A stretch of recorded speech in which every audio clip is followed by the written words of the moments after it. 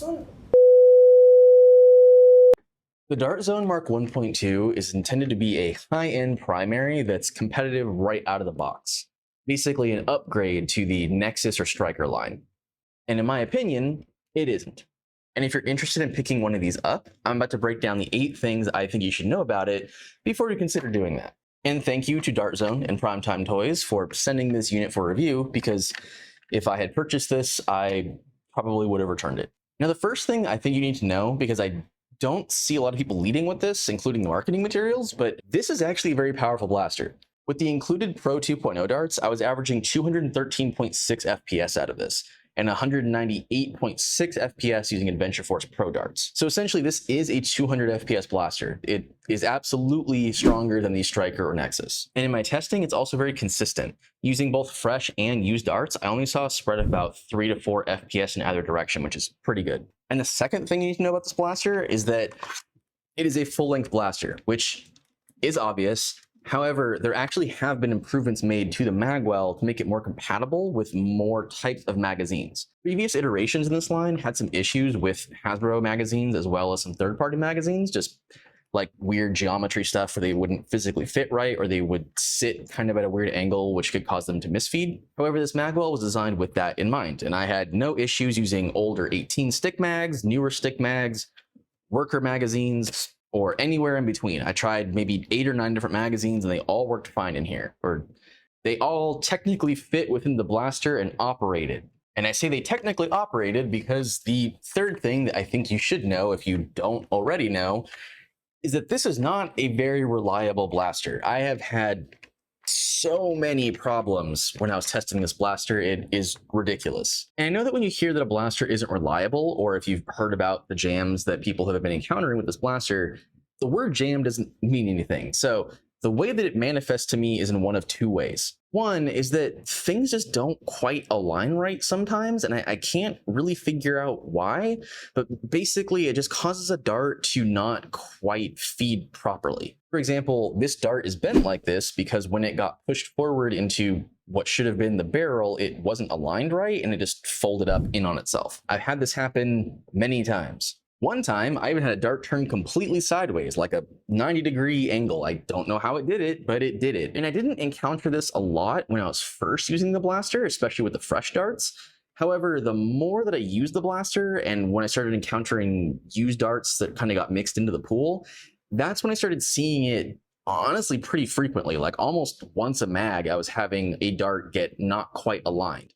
And it doesn't always completely jam. Sometimes you can just feel that like the dart head hit the barrel and then got forced in, and it just, you can feel that something went wrong, but it still operates fine. So it wasn't always like a critical failure, but it doesn't feel good. And the second way this manifests is that the dart guide on the inside actually gets stuck on the top of the blaster. And this is the jam that you saw in the intro, because that was an actual legitimate jam. I didn't fake that. I just used the blaster for about 30 seconds until it happened. And basically when that occurs, it just completely seizes up right about here and just won't go forwards. But you've passed kind of the rest of the mechanism, so it doesn't really want to go backwards again. So you have to kind of force it back, which it will let you do, but then you have to force it back forwards, and then you're probably going to chamber a second dart, which means you're going to fire 2 at much weaker velocities, and hopefully it didn't jam a second time, because now you're going to fire 3 darts. And one time I got 5 in there at once before it finally let up, and they just kind of fell out the front of the barrel. Now, that issue is very well known, and admittedly, it is a lot less common, and it is definitely tied to how quickly you operate the blaster. So the faster you fire, the more likely that it is to happen. Silly Butts actually has a fix for this that involves basically just clipping a plastic rib so that the dart tooth doesn't get stuck on the thing anymore, which is a very easy solution. I don't know how effective it is because I'm not allowed to modify the blaster until I'm done making this video. However, by all accounts, it does completely resolve the issue. However, the whole mechanism just kind of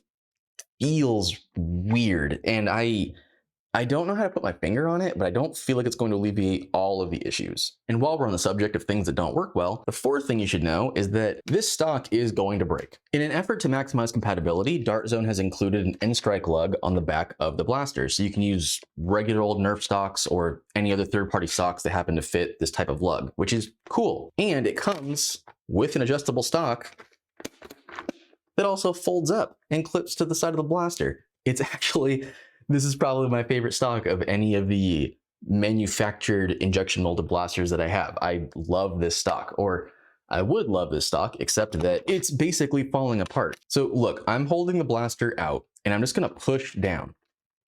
You see that flex? Like, I know that the blaster is moving a little bit because of my arm, but that is not a stable stock. This is not good, especially for a spring-powered blaster with a stronger than usual spring, because when you start to prime it, yeah, see, it's flexing here and here. The plastic is actually started to crack in a couple of places after my testing, so I don't have high hopes for this stock lasting at all, which is so upsetting to me because I really like this stock. It's so cool. The butt pad is actually a rubberized material that comes off, and there's a little compartment in there so you can put your O-rings and whatever other tools you need to repair this thing whenever it breaks. One notable change, however, because of the stock attachment point, is that the spring can't be accessed without you actually removing this lug. However, it's 4 screws, you take it off, and then you can access the spring in a way that's very similar to the way that you access the Nexus or the Striker. In fact, the blaster comes with a spare spring that gets about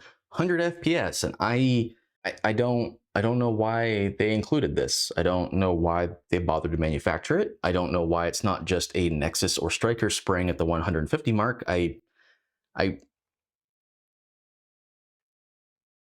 But it's there and you can swap springs. It's just not a toolless disassembly. However, since you have this little storage thing on the stock, you can keep a screwdriver back here so you can access it on the field if you need to. And the seventh thing that I think you should know about this blaster, which I think gets overshadowed by the issues people have been having, is that it just doesn't feel good. Like, this texturized grip doesn't sit in place, so when you're moving, it kind of gives it some wiggle, and the foregrip has a lot of slop. Even these rails that are admittedly very cool looking, see, they're not actually stable. I don't think I would trust putting anything on these because they're like barely on there.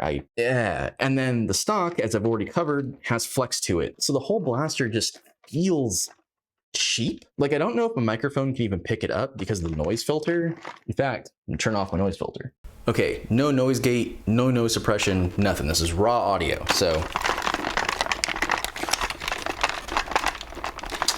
yeah.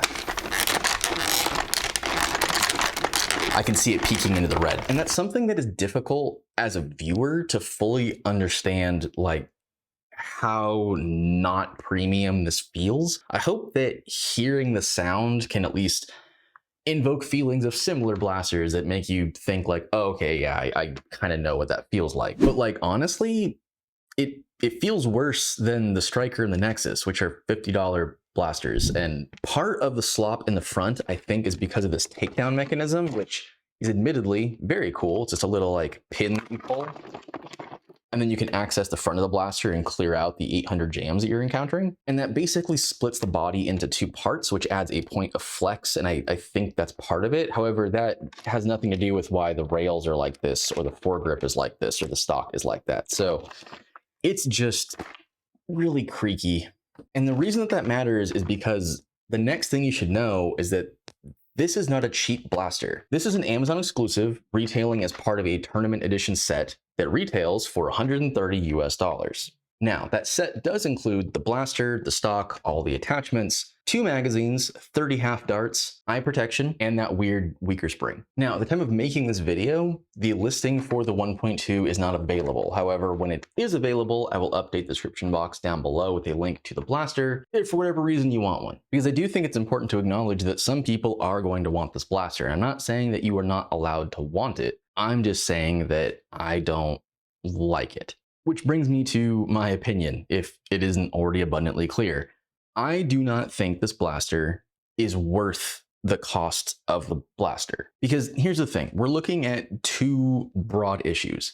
The overall build quality is and it has reliability problems. Now, some people that I've talked to, other reviewers and people who have received early units, didn't encounter the same issues that I did.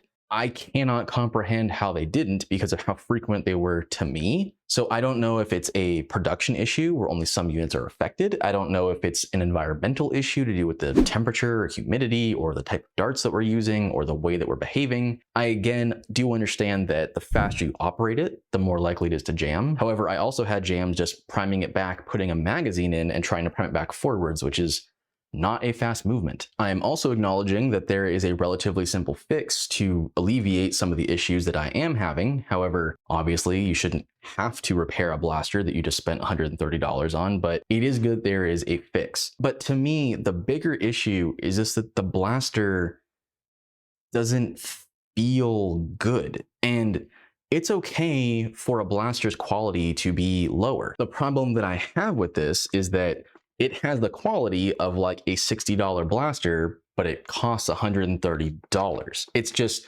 not worth that, in my opinion, for the quality of what you're getting. The value is not good here. And it really sucks because I wanted to like this. I love the design of this blaster. This is probably my favorite looking of any of the injection molded blasters that are out there. I really love the takedown pin. I love the rails.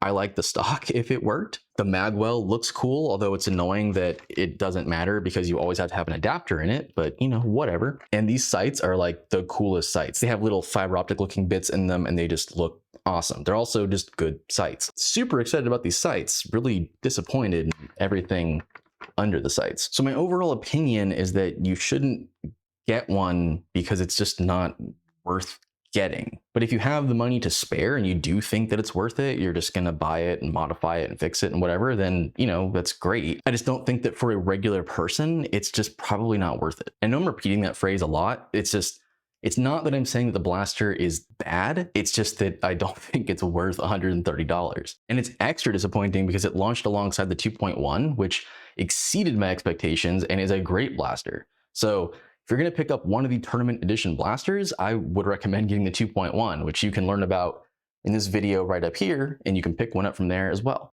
Other than that, thank you for watching, and I will see you next time.